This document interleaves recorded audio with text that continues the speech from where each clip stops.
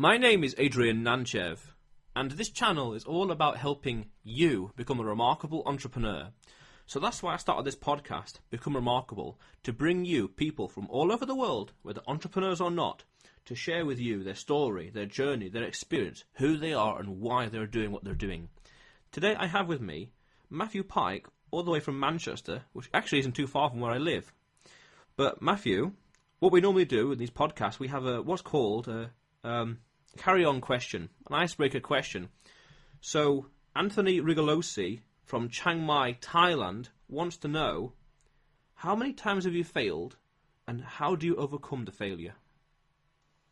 I've probably failed one less time than I've succeeded, and I just overcome it by the end goal motivation, really. That's the only thing that keeps me going, really, just keeping the day-to-day tasks strict and the end goal in sight, and that's just really what motivates me and gets me over every failure, because everyone fails, and if it's not daily, then it's weekly. So it's just a part of it, and you just got to learn to deal with it and stay motivated.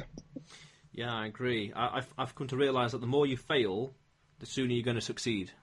That's right, and it is just a part of it, and the more toughened you become to it, then the easier it is to succeed, I think, because that is a big part of success, I think. Yeah, and you've got to get comfortable being uncomfortable. That's right, definitely. So tell me then, what is it you do and why? So at the moment, I'm the CEO of Fly High Media. We're a digital marketing agency based in the centre of Manchester. So we're a full service agency, and we're all run by millennials. So we're all young, into social media, SEO, web design, that sort of thing. And we help small to medium sized businesses either come online for the first time or kind of transition from a little bit of social to kind of full social and full web presence. Yeah, interesting. SEO, I've got my own thoughts and opinions on that these days. Yeah. You say millennials only, though. This is interesting. What's the thought process behind that? I just think that because we kind of grown up in the age of social media and things like that, it's kind of just like second nature. Like, we've never known any different, so never got anything to compare it to. So if you're going to hire a company to do something, you may as well hire them to do it well. That's the only thing they know, basically. That's the native thought. So they think social first rather than like offline methods first. Really? So what are your thoughts on them hiring someone that's worked for corporate or blue chip, where they have that experience or the other failures they've had and gleaned? What do you think to that? Yeah, I mean, definitely, like, it's still learning from everyone. But I still think that the youth and just thinking social first in the digital age, like, I think that's just so valuable. But definitely, I'd never ignore anyone who's got experience in marketing. I'd still listen to them and take everything on board. And it's just I just prefer to work with people who would know nothing but social. What about that reputation that millennials are entitled and lazy? I don't think. I wouldn't say that was true. Well, it's not true for me personally, but it's just the way that times are changing. Really, like, people are more like, it's just the way that people interact now. Like, people, it's a way to kind of, it's just a different way to communicate now. Like, it's just the way that it's evolving. Really, I think. Like, people are talking online rather than in person, and it's just the way that it's going.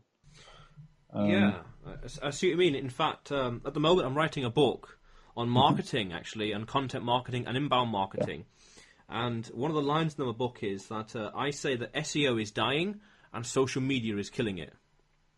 Yeah. I mean, I don't think SEO will ever completely die because of how trusted Google is, really, because that it's the number one search engine. It's like the go-to for resources online. I wouldn't say it's dying. Well, I wouldn't say it's completely dying. I'd say social's improving. It's just SEO. It probably doesn't have the demand it used to because there wasn't social, or there wasn't such a dominance from social. So, although there may be a bit of a decline in search, I don't think it'll ever die because just purely of how much people trust Google. I compare it to going to London. You got a choice of either walking there, driving, train, coach, or plane. And focusing purely on SEO is like walking to London. There's faster, smarter ways of achieving what you want. And I find that, say on social, say on Facebook with the see first, or subscribing on YouTube where you get notifications, you create some new content that's got a call to action, and people see it straight away on the Facebook news feed, or they get a notification on their phone saying, here's the latest video. That is totally bypassing SEO, totally bypassing Google first search engine ranking and all the rest. Yeah, I mean, it's kind of like SEO is more like a long-term strategy. Like it's never going to be for a quick win. It's always for like long-term credibility building, that sort of thing. So I think it's definitely important because if you're a large company, you may be killing it on social, but if when people type it in on Google, you're not coming up on the first page, then I don't think it'd be trusted as much. So, say like a big clothing company, say H&M or something, if they're killing it on social and then they don't come up if you type in men's clothing in Google, then I think they're missing out a lot on competitors. Yeah, I agree. Interesting way of putting it. And you also said that you do web design and you help businesses come online for the first time. Mm-hmm. I'm guessing that a lot of people in the world don't fully understand or fully leverage the online world as much as they could do or they should do. Yeah, I mean, that's right. And I mean, everyone says that they kind of know social media or that they've got someone who can build them a website or something, but it's just like a kind of like a different level. And even when people do come online, and even some experienced marketers, like they kind of don't understand the traffic properly. Have you read the book .com Secrets by Russell Brunson? No.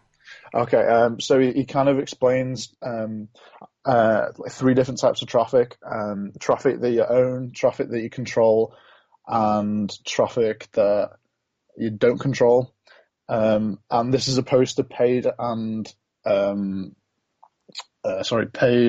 organic traffic. So you kind of like you'd have to read the book to fully explain it, and I've written an ebook around it. It's coming out soon. It's just kind of like it's changing the way that you see traffic. So it's just basically anyone can get the traffic to your website or to your page or whatever. It's just trying to get the conversions, and that's like through like a long-term thing. So like through email marketing. So like the traffic you control is like your Facebook page or your email marketing list, and that's ultimately like the most important part of the digital. And a lot of people don't understand that. They think it's just trying to get views to the page or to the website, but in reality, it's kind of like the follow-on from that. So nurturing the email marketing list and nurturing the existing fans. Yeah, it's engagement over impressions. Yeah, definitely, yeah. That reminds me of a time when I started my first business back in the day. Didn't know anything at all, and it plateaued more or less as soon as it was launched. It was an e-commerce platform, and I contacted, I think, like Yellow Pages or something like that to put a listing on there, and they rang me up and said, for a couple of quid, we'll put you on the first result of this certain keyword. And I said to them, well, what does that mean for me? So what? And they said, well, what will it transpire in sales or traffic? And they're like, oh, we don't know, but it will get millions of people with searches and a lot of impressions. And it's like not knowing anything, and one failure is like, okay, sure, why not then? Now I realise it's like a water sprinkler. The water sprinkler is throwing water on the grass, but say 20% of the water is going on the pavement or the road. So that's your marketing budget being lost. Yeah, exactly. Or not being as effectively utilised. Yeah, definitely. So it's definitely engagements over impressions because You know who's engaging with it, and then from there you can kind of target who that you should actually be showing the products to in the future. And because of Facebook's recent update of when you can target people who've recently engaged on your Facebook or Instagram, it's even better. Mm-hmm. So you would say that conversions are more important than traffic? Well, that's usually the end goal. Like it's well, build it like it depends what your conversion is really. Like instead of setting your campaign out to sell stuff directly, you should kind of set the campaign up with the goal to build your email following, so that once you've got them on the following, you can kind of nurture them and either sell to them once and then sell to them continuously. Yeah, I agree, because trust, very important these days. Yeah, Rapport. and people like unless it's like a complete impulse buy, which isn't very often. Not many people just go on Facebook and then click buy. They want to over time, businesses need to click on people may click on the ad as curiosity, but then they forget about it. So that's why retargeting is so important. And then through that, you need to build your email list. So that's why people are missing out. Like that's why budgets are not being spent effectively, I think. Yeah, building relationships over time, especially Yeah. via email. Yeah, especially when products as well. Like it depends on the price of the product as well. But for like more expensive products, like it's definitely essential to kind of build that trust, because people aren't willing to part with the cash that people are that you like off a company that you've just met. It's kind of like if you see an ad on Facebook that you've never seen before that's trying to sell you something straight away. It's kind of like a random person coming up to you at a barbecue and trying to sell you the services. It just like you kind of feel intruded on, and you feel more comfortable when there's been like multiple points of reference. So like when you've seen like other ads, other pieces of content. I mean that's why it's important to have so many different spreads of good marketing. So like if you see them on Facebook, see them on Instagram, see them on Twitter, see them in search results, see them on paid search results. That's why it's so important to have like a good overall presence. Yes, Google did some research a few years ago saying that on average, it takes people 7 touch points or 11 hours of content before they build rapport with you. That's right. Yeah. Yeah. So my prerogative then is, content marketing wise, create more than you consume. That's my angle, my prerogative. That's it. And a philosophy of me and my company is to always give more value than other people are giving away for money, and that's what I think that builds the best relationships. Just by giving so much value away. Yeah, and speaking of your company, you said you're the CEO, was that, or COO? Yeah, that's it, CEO. So tell me then, why did you start your company, and what is it called? It's called Fly High Media. Started about 18 months ago now. I started it. I'll tell you kind of like a while back. So it was about 4 or 5 years ago now. I left school and then went to college. I started my first e-commerce store as a t-shirt company, and then a few months later, I started an online tie store as well, like a novelty tie store. And then from there, I kind of like learned the basics of digital web design, kind of all that sort of things. And then it would have been about a year later, I signed to play for a professional basketball team in my hometown. So I kind of put the business on hold for a year pretty much. And then it would have been like the end of the summer of when I finished playing basketball. I was kind of a bit of like a loose end. Like I didn't know what to do. I was like struggling to know what to do. Like I was kind of toying with the idea of going to uni. So yeah, I kind of just like sat down, had a thought about what I was going to do. I was going to start like a video marketing agency with my friend. He was doing a lot of videography, and I thought I was going to combine my skills with my digital skills and then kind of start selling those services, but it just didn't work out in the end.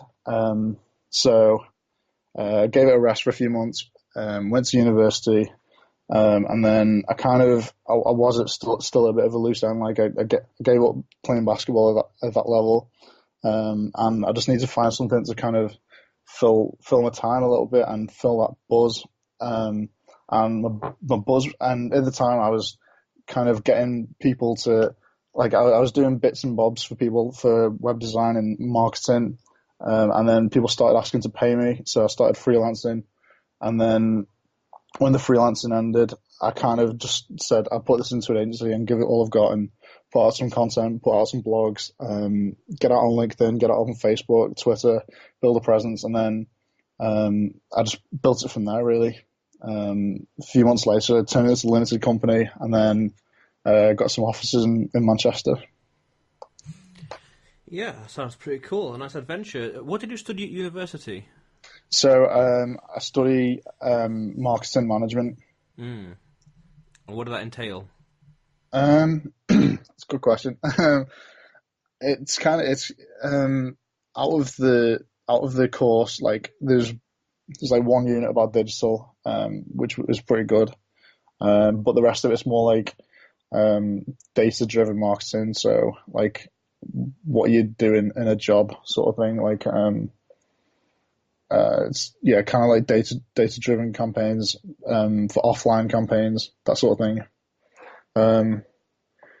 So as like the most I've learned about marketing is probably by myself. Let's put it that way. Yeah, that's the case with most places. You learn more doing it yourself as opposed to by theory or books or at university, especially. Yeah, definitely. And speaking of experiences, you said you're writing a book. You wrote Yeah, a book around .com secrets. So what can yeah, you tell me about it? Where and when and what's it about? yeah. So I've written it now. I'm just kind of like putting together the launch and stuff like that. That'll be available to download soon. That book's completely free. You can download that in a few weeks' time, I think. Yeah. So I've written that one, and then also I'm writing a book about SEO at the moment. Like I've seen on the internet there's already books out there, but the books that I read about it when I was first learning about it, they weren't as in depth as I thought they'd be. So it took me a lot of hours searching around or doing my own research or learning about it myself, trial and error. So I've just put everything that I know about SEO into a book, and yeah, that's what I'm hoping to do in the future. When you say it's not very in depth, what do you think is lacking from a lot of books out there on SEO? I think that it's just just pretty much just basic. So telling you what it is, it doesn't necessarily give you a step-to-step guide of how to do it. It doesn't give you the tools recommended to use it. Like not many of the books kind of reference the tools and the plugins that you should be using. It's kind of for a bare beginner. I kind of want to make it for bare beginners, but then also for more advanced people in SEO as well. So, can you give an example of something more advanced that people tend to overlook or miss or oblivious about? I mean, it's more in-depth things like user experience. So I believe I'm a big believer in user experience when it comes to SEO because of how Google's starting to read web pages. So they're starting to read it more as human beings. So that's why we need to build websites with Google in mind. So that's things like improving the bounce rate. So trying to decrease page load time, make sure everything's mobile optimized. And then it's not just stating what needs to be done, it's kind of explaining how you do it as well. I think that's what a lot of books are missing. So they tell you what they need to do, but they don't necessarily explain how to do it in detail. Google has these like 100 or 200 different metrics Yeah. that they determine the algorithm for SEO. Things like even like domain age. Yeah. What do you think to all of them? Do you think people are leveraging them, or do you talk about these things? Yeah, I mean, so there's about 200 algorithms or something like that. Google, they don't tell anyone what they are, obviously, because of people would manipulate them, and competitors just steal Google's idea. But we can kind of get like a good idea through testing web pages. So, Like you make small little amendments and tweaks to the web page, and then test where they come up in the search engine rankings. So, sorry, what was your question again? Just these. Well, Google has all these different things that they talk about. Yeah. What are some of the common things that people overlook, and some advanced strategies that people don't really know about? So I think that there's just little stuff like making sure that the alt tags are optimized, make sure the images are compressed, make sure that the load times is as quick as it can be, make sure that you use code minifying, make sure that you use browser caching, internal and external linking. That's really overlooked. I got a few web pages from page 3 to page 1 that was literally in like a week just because of internal, external linking. And yeah, just little things like that, really. Just most of it's on page. Backlinks are becoming kind of, I'd probably say less important. Well, they're still important, but kind of less important. It's more quality over quantity. It used to just be a case of like having like thousands and thousands, but now it's kind of like it's better to have 5 like really good ones with a high domain authority. So yeah. What's the name of your book? That's a good question. I haven't come up with a name for it yet. Right. Because I'm still writing it. I'm about a third way through now, and I thought I'd leave that bit to the end. Yeah, I find that writing books is a big commitment. It's something you want to work on, focus on it, and not let it drag out for a year or 2 or 3 or whatever. Just do it and done, and then push it out there. Yeah, that's right. Don't want to let it distract. In fact, before this call, I was actually working on my book. I'm working through the first edit, done the draft, and now just editing, fine-tuning, and then getting ready to add more graphs and charts in to make it much more visual than before. Do you happen to know when it's out? Do you have any links at all ready or available just yet? Or no, blogs about it? I'm still writing that book. Right. As I say, the other ebook's out already. I just need to launch that. It's just the SEO book that's still a few months down the line. All right. Do you have a name for that one? No, I don't. No. That's all right. I'm very curious then. What are your thoughts on inbound marketing as opposed to outbound marketing? Inbound marketing is essential. I think that's the most important. Like good quality content. Like there's just no replacement for it. I believe. Have you read the book by Gary Vee called Jab Jab Jab Right Hook? Yes. So it's the concept of giving, and then like the call to action. So I think that's why it's just so important to have a good content strategy so that you can build like good trust and relationship. Because if you try and sell to someone straight away, then it'll either get ignored or like just completely dismissed. The way I see it, and I think Gary sees it as well, is guilting people into buying from you. Yeah. And what's also called relationship capital, where you've got this massive reservoir of trust, rapport, knowledge, and they know, like, and trust you, and that you can tap into with a right hook, with a sale or a call to action, and they're more inclined to buy from you. Yeah. Because you've given them so much before. That's right. Yeah. And that goes back to the point that I said before of like giving people so much value that like giving them so much value more than the competitors are, so that you're that authority figure, and that they kind of feel that they have to buy from you. Yeah, and I also find that with regards to competition, you have to be 10 times better than the competition. Yeah. Not just 1 or 2 or 3, because there's not much margin there. Yeah. So you have to be 10 times better, because what you provide to them, what you do for them, they just cannot get nowhere else. So there's just no alternative. And also, exactly. That's what, as a side note, that's what business is all about as well: providing more value and solving more problems for the customer at the end of the line. Yeah, definitely. And like I give so much stuff away for free with my business, like the blog and stuff like that, and resources. And I've also got a Facebook group which I'm posting personally every week. So yeah, it's just all those small efforts. I think when it comes to it, when push comes to shove, like I think that if they can see the relationships there, then they'll go for you, even if it's like more expensive. It's the trust. It's the trust, yeah.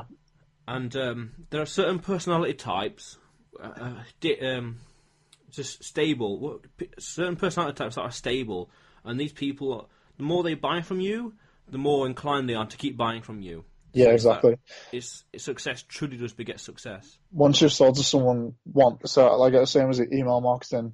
Once you've sold to someone one time, then it's so much easier to sell to them like 2 or 3 or 4 times. I remember reading somewhere it was 6 times easier selling to someone for the second Yeah, time. yeah. I've seen that too. But yeah, it's just like you kind of think, why would you want to go with anyone else? Like most of the work that I get at the moment is kind of it's from less clients, but it's more regular rather than loads of regular work from loads of different people. Because that's how it was towards the start of it. But now it's less clients, more work. Oh yeah, that sounds yeah. Sorry, did that not make sense? Yeah, I understand. It's more clients, less work, or less clients and more work.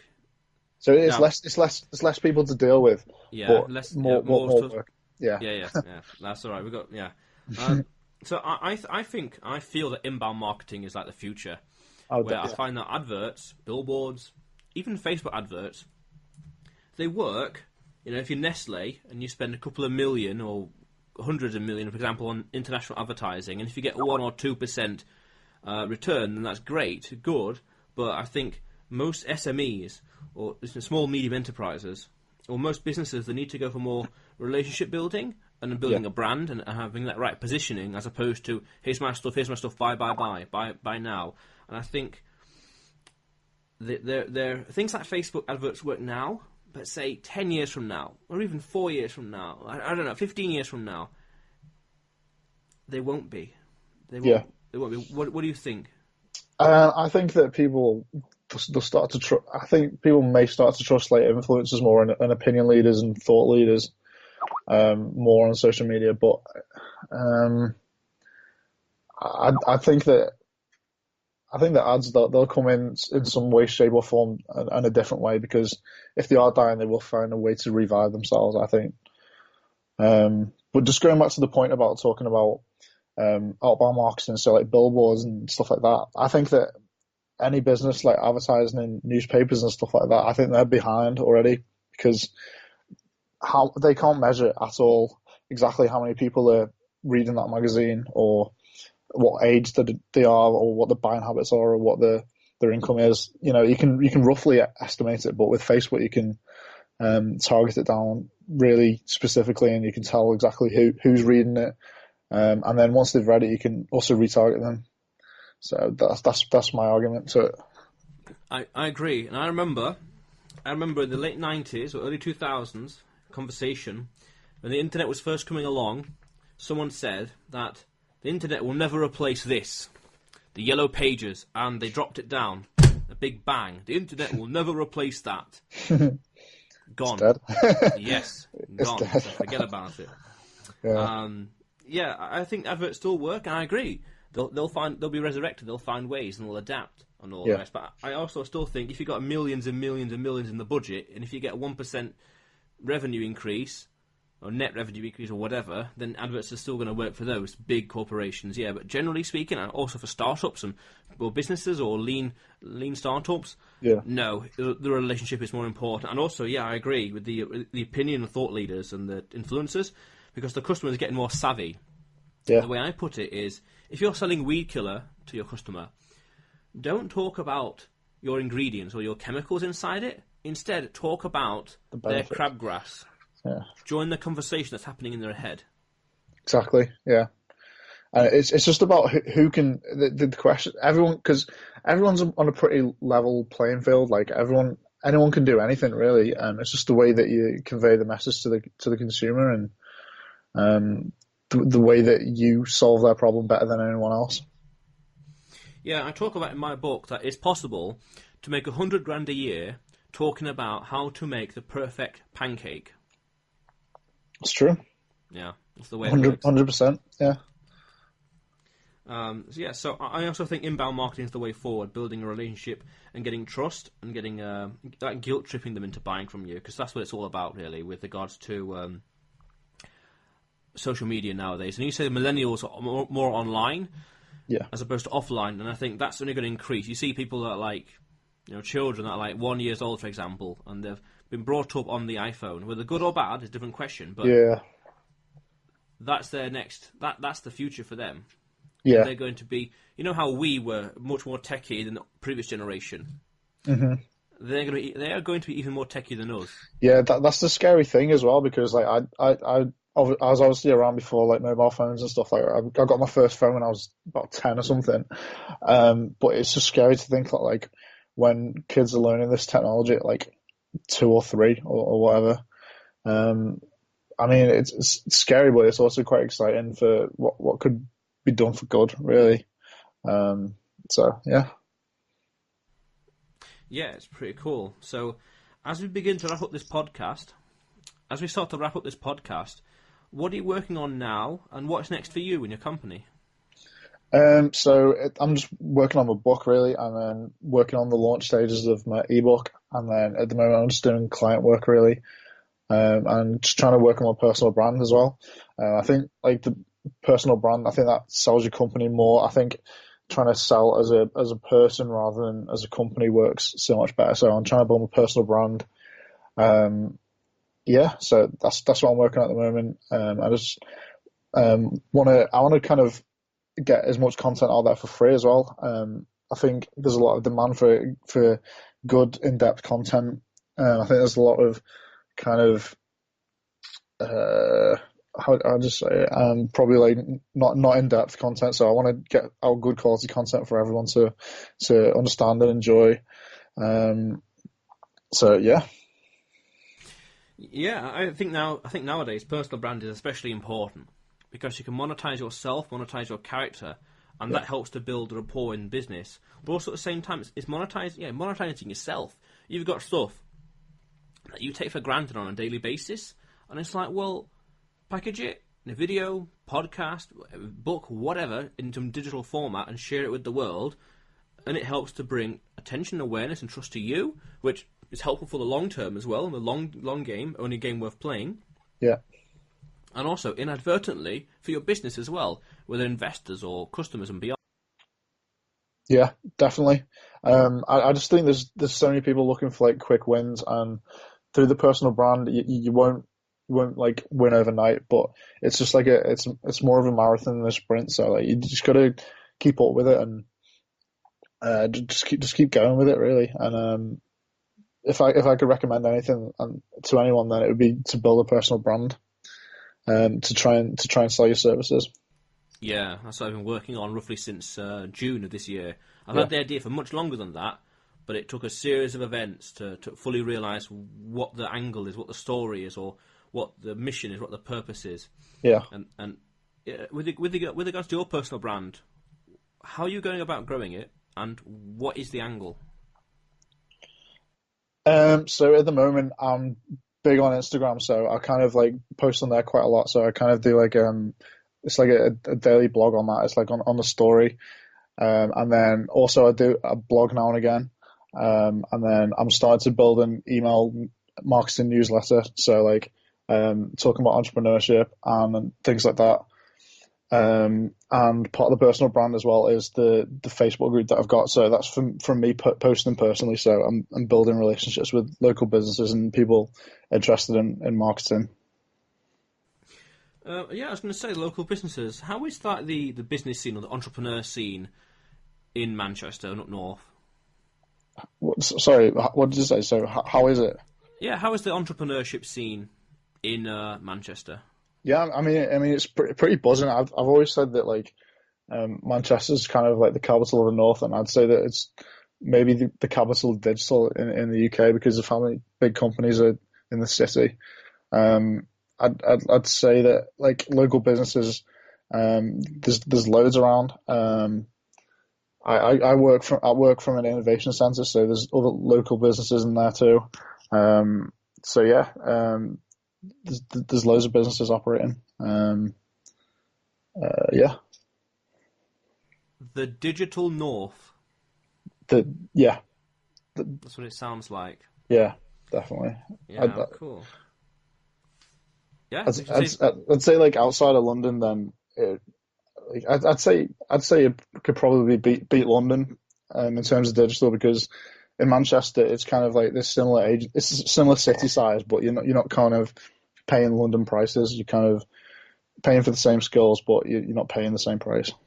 sizes in square meter, like Um, the diameter of the city, or like the rooms or accommodation. no, I mean I mean like the amount of digital agencies. So like they're probably about similar, London and Manchester. Ah, I see. Okay. Yeah. Okay. Cool. So as we wrap up this podcast, then Matthew or Matt, what the carry-on question? What do you want the next podcaster to answer as the episode starts? That's a good question.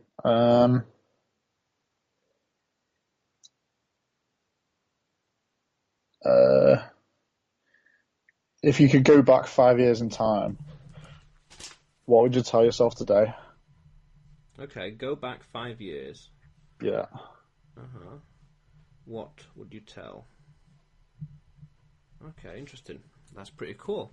What's the best way for the audience to get in touch? Probably Instagram. That's where I'm most active. So my username is at Matthew J Pyke. So MattJPyke. Cool, I'll add that in the show notes description below. But Matt, it was great having you on the show. Thanks very much for having me. Yeah, thanks a lot for coming on. You're welcome.